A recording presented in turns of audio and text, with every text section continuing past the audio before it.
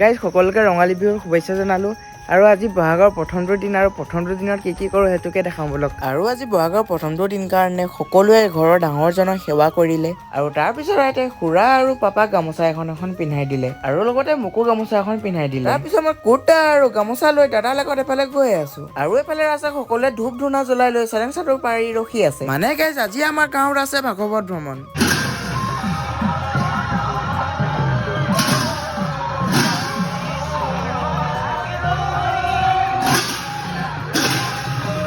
আৰু আজিৰ দিনটোত সকলোৱে ঘৰৰ পৰা ওলাই আহে আৰু ভাগৱত ভ্ৰমণ কৰে।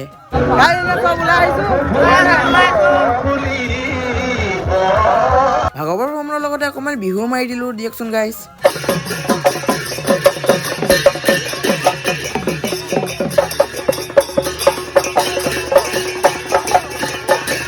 আৰু বিহু মাৰি মাৰি আমি কেইটা খোজকাঢ়ি গৈ আৰু ভাগৱত ভ্ৰমণ কৰি হোৱাৰ পিছত আমি কেইটা ওলালো অকণমান ঘূৰিবলৈ বুলি।